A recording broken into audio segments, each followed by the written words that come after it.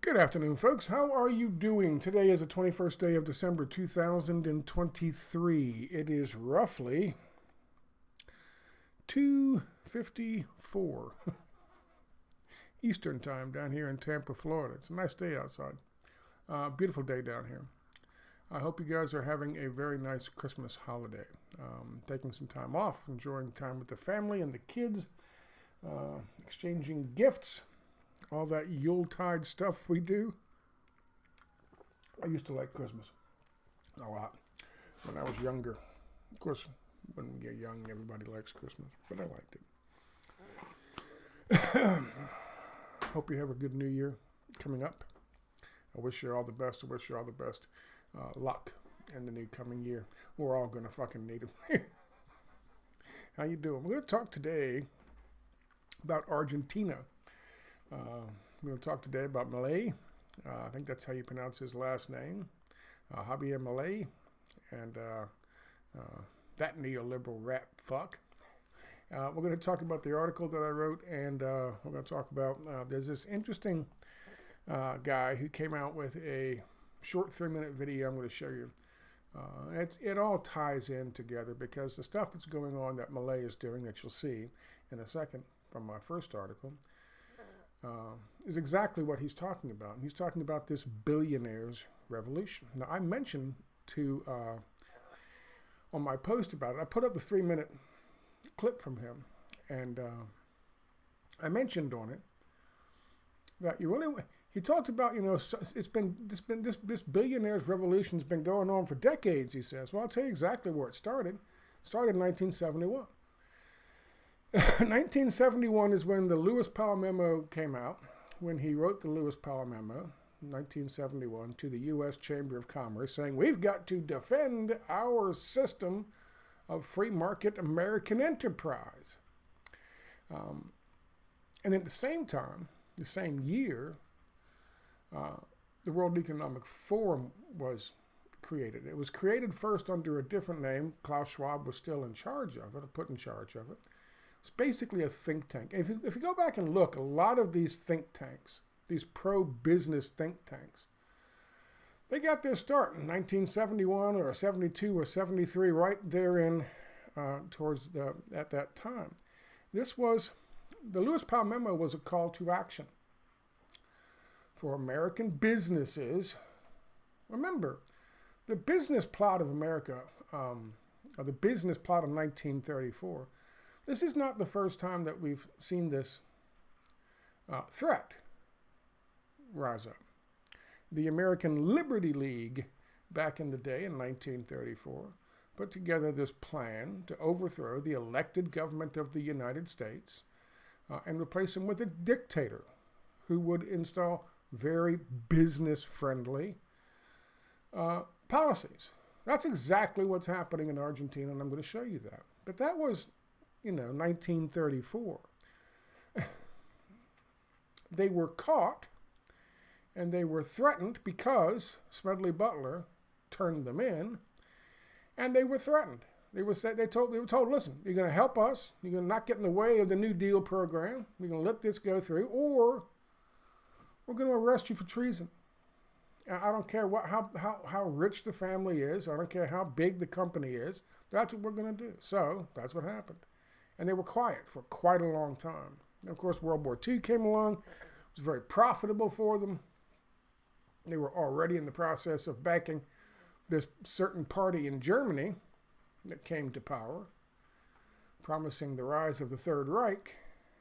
And of course, later, during the 60s, and as the 70s rolled in, they understood they had a problem. And the problem was they were losing control of the narrative.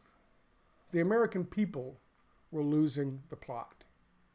And the plot was business first and foremost, and you don't get in the way of business, and you deregulate everything, and you don't tax them, and you let businesses do what businesses want to do. So that their owners and their stockholders can become billionaires. Well, they were losing the plot. You had the Civil Rights Act. You had the anti-war movement going on, protest. People were talking about unionizing. There was a whole thing. And back in those days, I remember you watched anything on television. Every now and then you had these public service announcements with this catchy song, "Look for the union label." Remember that? They had to, in places like these big box department stores and things like that, they would have front and center when you first walked in the door, they'd have these big signs proudly promoting things were made in the United States by a union worker. Clothing, equipment, toys, things like that. It was a big deal. It was a big push. Labor rights were a big push. Civil rights, anti-war movement, and the labor rights movement. And of course, the thing that they killed Martin Luther King Jr. over, which was the Poor People's Campaign. The billionaires, the multimillionaires back then, the business class, they were losing control of the narrative. They were losing control of the country. And they were terrified of this country slipping into something that was, they were already a regulated market economy. They didn't like that. They didn't like the idea of there being regulations. They make more money when there's none, when there's no protection, there's no consumer protections, there's no employee protections. There's no price fixing. They can collaborate with other fucking manufacturers and jack the prices up, and it doesn't matter. This is what we're seeing now. In case you hadn't been looking around, you haven't been noticing. This is what's going on now in the housing market. This is what's going on in the automotive market. Look at these ungodly prices on cars. That's not because, one company decides they're going to go way overboard and overprice their fucking vehicles. They're all doing it, which means they're all colluding to do it, to set the fucking market. That didn't used to be legal. The Lewis Powell memo is a good start. If you're interested in that video of his, I'm going to show it to you in a minute in its entirety. If you're interested in that video and where it started, I'll provide a link. You can go and look and read the Lewis Powell memo. And he lays it out for the Chamber of Commerce. He lays out an entire war. This guy's talking about the billionaires' revolution or the billionaires' war on the poor, a war on us. There's another one. Well, this one, he said this one's been going on for decades. He's right. I'll show you where it started. Look at what happened afterwards. The same thing that happened in Argentina is happening now in Argentina, happened on September 11th, 1973 in Chile. We had to get rid of the freely, duly elected leadership in the country. And we had to replace them with General Augusto Pinochet, a dictator who would do for us what we wanted, do for our business interests what they wanted. Impose Milton Friedman's neoliberal economic ideology. Impose what's called the BRIC. It turned out to be what they called the miracle of Chile. Oh my God, look at how it turned around. It turned around for billionaires. It turned around for corporations. They erased the borders. They allowed in a free market, the hot money speculators to come in like George Soros. They got rid of all regulation. They privatized everything. It was a fucking bonanza. It was a buffet. And they all came down there and fed. They all moved their fat, snorting asses down there and fed at the trough. So they, of course, said to all their assets in the papers and the media and the writers, it was a fucking miracle, the miracle of Chile. Turns out, wasn't such a miracle if you lived there. And later, as word got out, Augusto Pinochet's fucking death squads weren't able to fucking hold down people's sentiment, public sentiment, for as long as he wanted to. Eventually it came out, it wasn't that good. In fact, it was bad. And everywhere we have imposed neoliberal economic ideology, we have imposed the austerity measures, we have imposed all of these neoliberal economic tricks, this shock doctrine, everywhere. It has harmed the people. Even the IMF, who for decades were pushing neoliberal economic ideology. You want to take a loan? That's fine. We'll give you a loan. However, you're going to have to impose neoliberal economic ideology on your people and all these austerity measures and the shock treatment. Naomi Klein wrote a book called Shock Doctrine. She bought herself with that book all the credibility on the left. Then she spent it and threw it away by hooking up with the World Economic Forum and their fucking global warming goddamn project. She wasted it. She pissed it away. But she was right. Her book, I strongly recommend it. If you can get it for free someplace, don't buy it. If you can get it for free, it's well worth the read. It's a shock doctrine. Lays it all out. That's 1973. Remember, 1971 was the Lewis Powell Memo, towards the end of 1971. And 1971 is when the first incarnation of the World Economic Forum was created, in order to look after business interests across the world and to start uniting and building the leading global corporations into a team on the same side. What happened after that? Well, along came a guy by the name of Ronald Reagan. And Maggie Thatcher was in there in the 70s too. But along came Ronald Reagan and he imposed his neoliberal economic ideology on the United States. It's called the Reagan Revolution, the quote-unquote trickle-down theory. And that, ladies and gentlemen, boys and girls, is the beginning of the end of the increase, of the steady increase along with the GDP in terms of the quality of life and the average pay of the American worker. That's where the two diverge. And the space gets wider and wider and wider. Because one takes off. For the business class and the wealthy and the billionaires and their revolution, they make all this money. While the other, the working class, the average man, the everyman, the middle class, they stayed stagnant. And you know that, and I know that. We all know that. That's not a fucking, that's not even a question. You can argue. You can say it was acid rain that did it, but you'd be wrong. It was neoliberal economic ideology, and that, ladies and gentlemen, is what we're talking about today. Let's start off with this. From RT. The Argentine president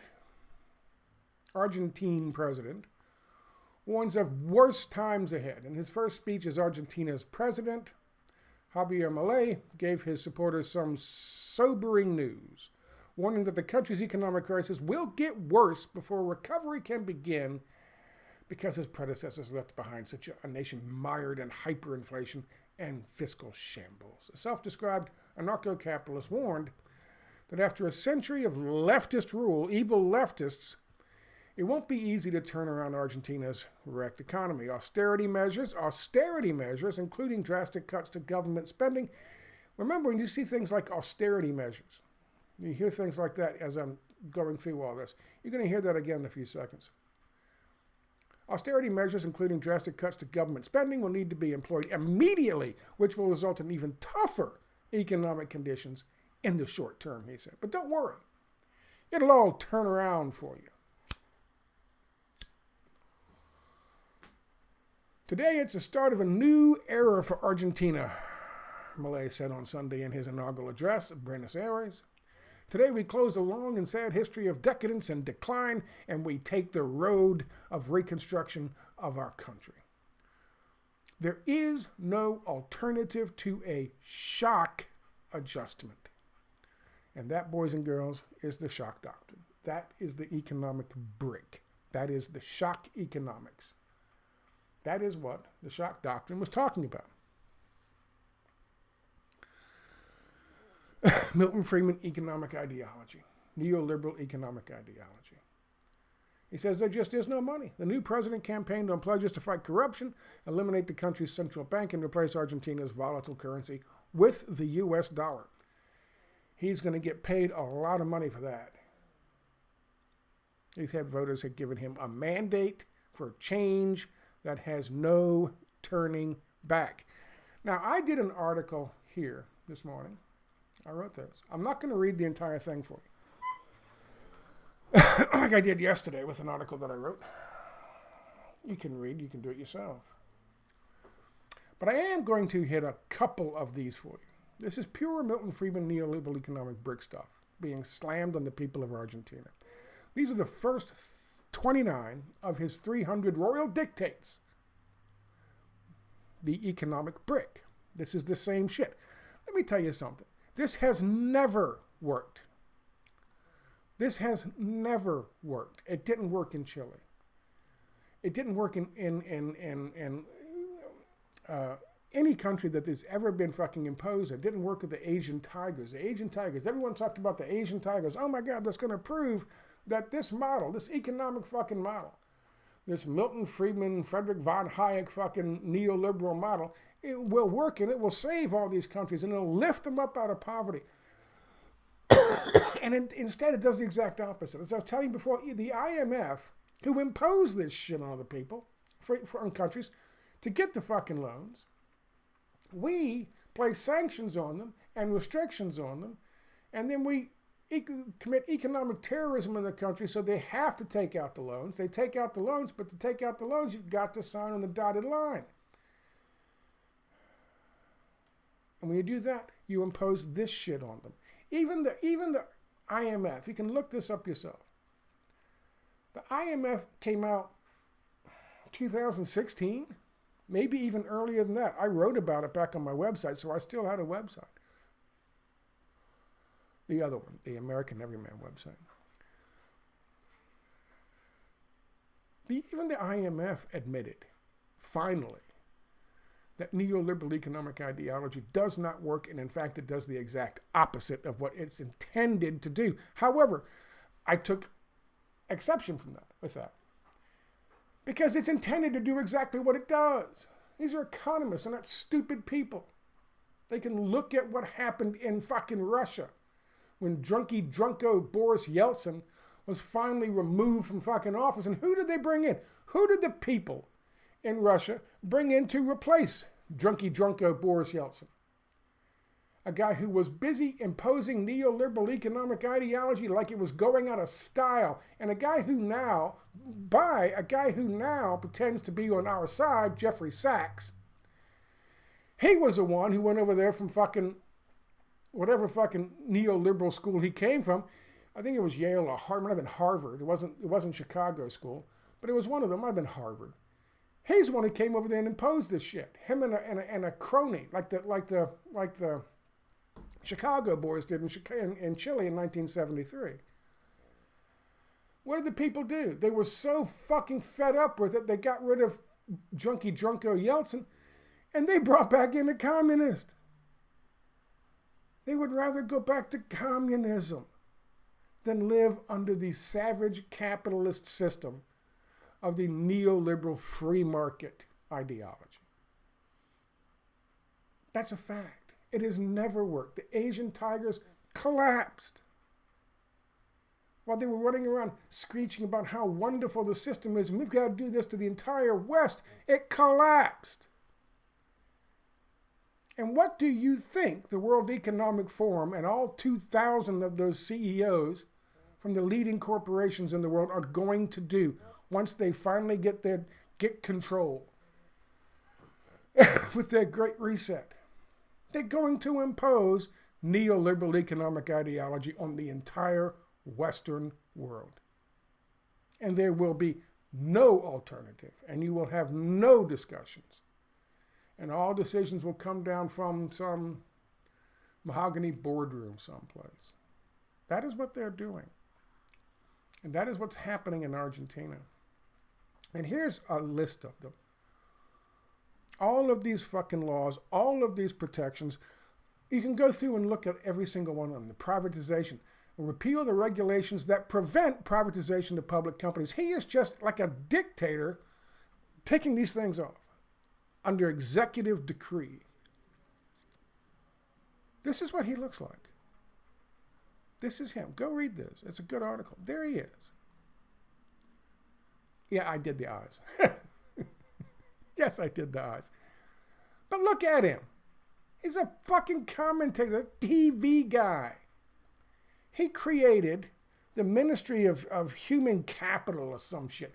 Who the fuck talks like that? I'll tell you who talks like that. The people at the World Economic Forum talk like that. You're not a person, you're not an employee, you're not labor. You're human capital. The last time I heard anybody referred to as human capital before I read it over at the World Economic Forum, I was reading about somebody selling slaves on an auction block. They were human capital.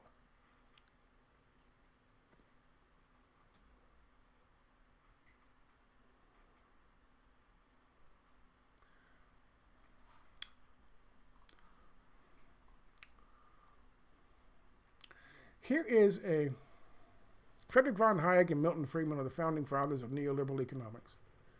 When Augusto Pinochet overthrew, and he didn't, we did, and installed him, Chile's elected government, they helped to devise his economic agenda and endorsed the brutal repression that was needed to force it through. In order to successfully implement the shock therapies on behalf of billionaires across the globe, new dictators like Milei often have to resort to rather primitive, authoritarian, dictatorial aggression directed at their own people. Pinochet did it, while the neoliberal masters of the universe cheered him on. Now, this is his new decree. It is in Spanish. Somebody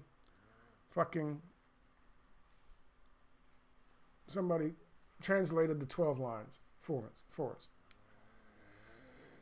And I thank that individual for doing that. I gave a link to his thing right there. And at first glance, people will look at this and go, oh, well, that's okay. That's not terrible. But think about how these are very open-ended statements, but they're very pointed. Federal agencies have the authority to intervene in protest, picket signs, or blockades. The law is impartial. It must be enforced without exception. It goes through here talking about, well, if something is blockaded and something is blocked, we've got to open that shit back up, and they can use whatever force they deem necessary to open that shit back up, whether it be a thoroughfare, whether it be a highway, or whether it be access to someone's fucking business. And they can use whatever means they seem fit, they decide is fit to do so. And there will be no judicial oversight, meaning it doesn't matter what they do. These are head busters they're sending in there. But that's blockades. Picket signs, what is that? That's labor strikes. Nope, you're not going to do that. We're going to bust your head open, get you out the fucking way, and bring in the scabs. And what is that word right there? That word right there is protests. You're not going to protest. We're not going to see that shit on fucking CNN. Not going to see it. You know what else you're not going to see? In cases involving minors, relevant authorities will be notified, and the guardians of these youths and bring them to the demonstrations will face sanctions and punishment. What does that mean? If you bring your children, and you can go and look at the article and read the article. I'm not gonna harp on it. But if you go to a fucking protest, and you intend, if you're Black Bloc, if you're Antifa, if you're Fed, in other words, you're not gonna bring your fucking kids, because you know there's going to be some shit. So, on the contrary, if some worker and his family attend a demonstration, and he's got the family here, he has the intention, he's thinking it's going to be a peaceful fucking demonstration. This motherfucker's like, nope, you ain't doing that. Why? I'll tell you exactly why. Because they don't want images of bloodied kids when the head busters come running through and bust up the protest. So they're saying, we're gonna, if you bring kids here, we're gonna target you, come get you, and lock you away first and foremost. Get you out the way. And maybe they'll give you maybe they'll do something in the future about, why are you bringing your kids to this thing? Is that a child protective services thing we got to worry about? I don't know. That could be a bad influence on the kids. Maybe the kids are better off being run by the state. This is a threat. This is a state-aligned threat.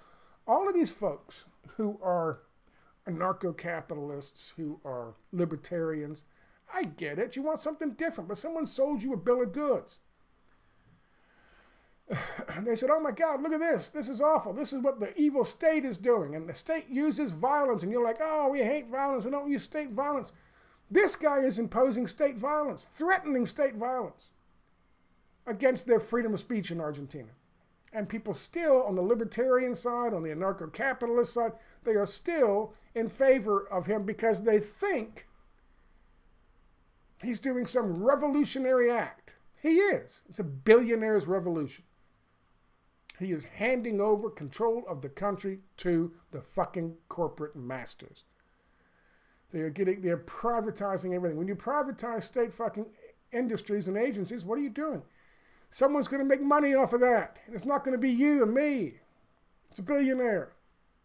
When you are deregulating certain industries, what does that mean?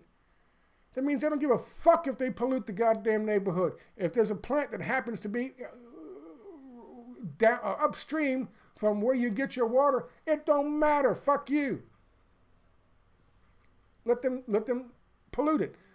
There's no regulation. None. That's what he's talking about. That's what they're doing. It's not hard to figure out.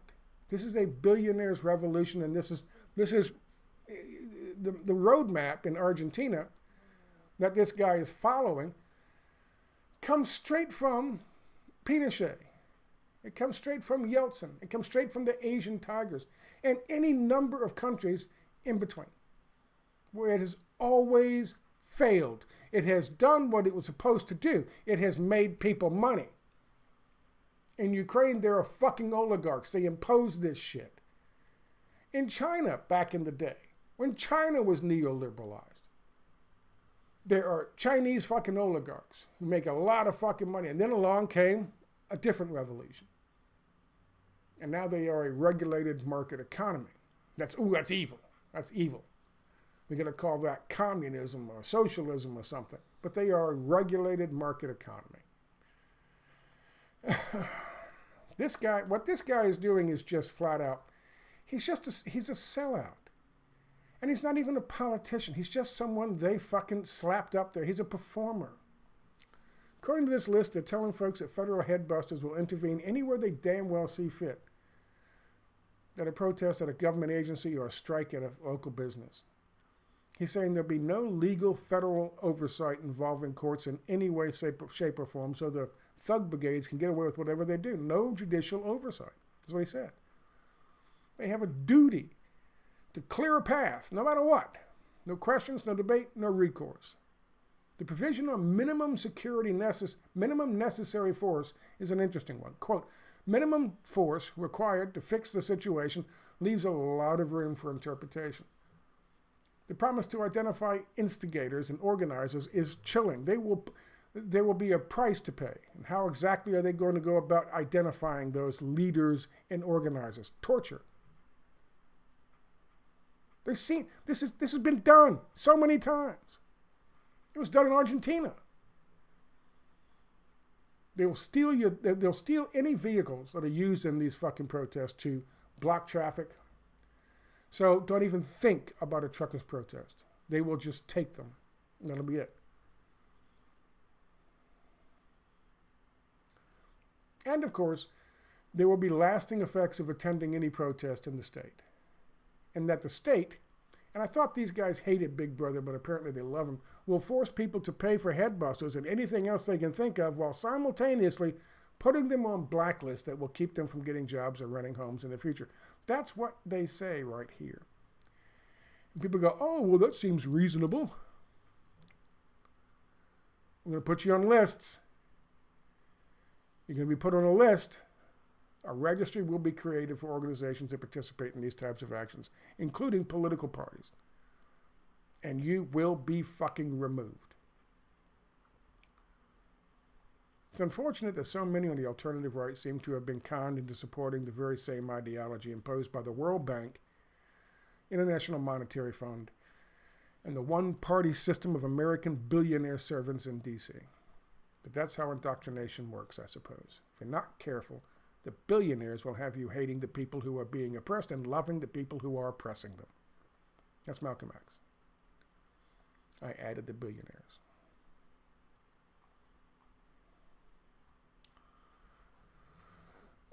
Quickly, I'm going to post a link to this down below. It's not on my website. The other stuff is on the website. You can go find it there. This is the Lewis Powell memo, the Lewis Powell Memorandum of 1971. It's called The Attack on American Free Enterprise System. This is from Washington and Lee University. And this is the actual memo itself. From Mr. Lewis F. Powell, Jr. By the way, it was sent to the U.S. Chamber of Commerce's Education Committee. Eugene Seidner. And then they rewarded him by making him, well, of course, a Supreme Court Justice. Same guy. I strongly recommend you go read this. No thoughtful person can question that the American economic system is under broad attack. This varies in scope, intensity, in the techniques employed, and the level of visibility. There's always been some who opposed the American system and preferred socialism or some form of statism, communism, or fascism. Also, there have been critics of the system whose criticism has been wholesome and constructive so long as the objective was to improve rather than subvert or destroy. Go read this. This is very interesting, and this will show you where this all kicks off. And with that in mind, I will bring us to the last point here, and that is this. This is Shahid Bolsen, Billionaires Revolution. I got this from Wall Street Apes. And there is a full transcript if you click on this on my site. Okay? Full transcript of what he has to say. It is 3 minutes long. I'm going to play the whole thing for you, and this is going to take us out. Because he's going to explain to you. Basically, he's going to sum up what I've been trying to say. Not only in this video, but in every single one that I've done over the last 15 years. He's going to sum it up. I've been giving you specifics. You're going to hear words like austerity in his discourse here. It's 3 minutes. It's very worth the time to listen. Well, there's basically been like a worldwide billionaires revolution going on for the past several years, or for decades, really.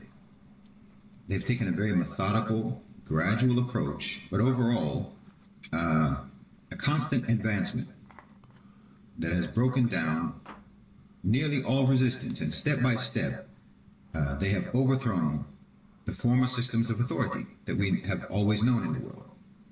Governance, as we've always known it. And they've installed themselves as the supreme rulers over the U.S., over Europe, and over the developing world. Their revolution, the billionaires' revolution, has progressed, as I said, through stages. And it's possible to identify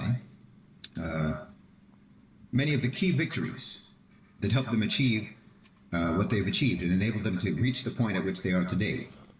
Things like the creation of the Bretton Woods economic system, the creation of the IMF and the World Bank, and the WTO, things like NAFTA and other free trade agreements, the deregulation of banking, the Citizens United decision by the Supreme Court, the enactment of laws for unrestricted corporate political donations, even the creation of the European Union and the creation of the Eurozone. All of these things are significant triumphs in the global coup by the 1%. Yep. And within specific countries, you can also identify important victories that they've achieved as well. I mean, anytime a country takes a loan from the IMF or the World Bank or any other international so-called development bank, and then they begin to implement the macroeconomic reforms that are always recommended or demanded, stipulated in the loan agreements, those are victories for the 1%. That's victories for this billionaires revolution. Like in Egypt, for example, the loan that they took, and then the law that they imposed banning third-party opposition to investor activity, the cutting of food subsidies, food and fuel subsidies in Egypt and in other countries that have succumbed to the IMF. All of these represent successes for the revolution of the 1%.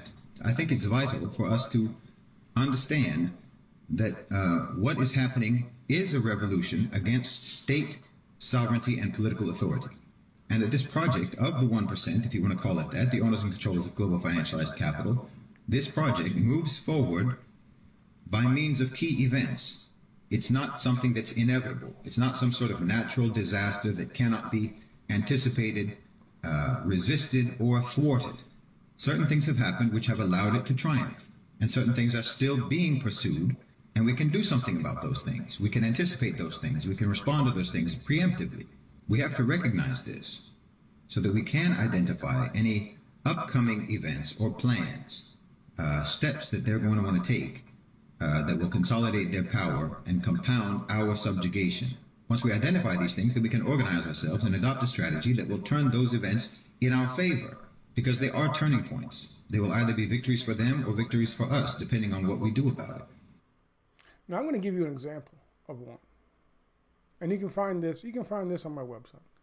And if you look up his, I think, did I bring his name up? Did I put it under his name? Let me just check and see if I put it. Look how many fucking topics I have. Did I put it under his? Yes, I did. Right there, sir. So you can find that right there all day long. He's absolutely right. And I'll give you a fine example. And that is something that we don't take enough credit for. But there's what he was talking about, what we can see coming down the road. Notice he mentioned that they want to do away with states. They want to do away with the borders. It's not communism doing that. It's free market capitalism, it's savage capitalism doing that. It's this billionaires fucking revolution doing that. Because the states and the regulations and the laws get in their fucking way. That's what we are pissed off about with the World Health Organization. That's not communism doing the World Health Organization to what the World Health Organization has planned for us. It's this. They want to dictate to you and to everybody, not just your country, but yours and yours and yours, what you do in your fucking country and what you have to take and when you have to lock down and how much money you have to spend on whatever they tell you to spend it on. That's why they want central bank digital currencies. That's not communism. That's the billionaires' revolution. They want to tell you where to spend your money, when to spend your money, how to spend your fucking money. That's how they are. That's how they operate. They think it's theirs. They think it's fucking theirs. Who was that fat guy? BB always tells me his name. I forget who the fuck he is. That big fat guy. I think he's IMF or World Bank. One of those two guys. Big fat guy. Here I am talking about fat guys. Big fucking fat guy. He was talking at a conference someplace, and he was talking about central bank digital currencies, and they want everything on these digital currencies, no paper currency. He was pissed off. He could hear it in his fucking voice. He was mad because somebody in Peru would spend 100 fucking pesos, or whatever they use, and they wouldn't know where he was spending it. He was pissed. It made him mad. It made him angry. That's how they feel. That's how they are. They want to know everything, and they want to tell you what to buy. They want to tell you which fucking car to drive. You're not going to own it. You're going to lease it. Because you'll own nothing. But you'll love it. And the way you'll love it is, you better not talk about it. If you talk about it, they'll put you on the fucking list. This is not communism. This is the billionaires' revolution. They want it all. They want to take it all back. They want your Social Security money, like George Carlin said. They want to take it back. And they'll get it. But this is what he's talking about when he says we have to see where they're coming from. We have to see where they're going. We have to say, okay, we got you. We see this. And we do. We're talking about the World Economic Forum. We're talking about the World Health Organization's fucking plan to supersede, to usurp the authority of our own fucking nations, of our own fucking constitution. We see this. And we're taking action. Now you say, Scott, that's great, but we've never been able to do it before. Bullshit. We beat them. Ever heard of the Trans-Pacific Partnership? What the fuck happened to that? That's right, boys and girls. That shit was shot That was a big thing. They really wanted that. They wanted the TPP. They wanted that because big business wanted to be able to sue the state of Florida for not letting them put in a fucking plant and pay workers 38 cents a fucking hour. Whatever they wanted to pay. Hey, we're a Spanish plant. We want to put a plant here in Tampa because things are bad down here in Tampa. We think we can get away with paying 38 cents an hour. Especially if you put us next to a fucking prison, one of your prisons, that would be great. And if the state of Florida said no, according to the TPP, they could sue the state of Florida for $100 billion because that's the profits they would have made had they been allowed to come down here and use slave fucking labor, human capital, the way they wanted to. And of course, there would be no courts, no judicial oversight. State of Florida have to pay it, or they would have to let that Spanish company come in and do it. That's what the TPP was.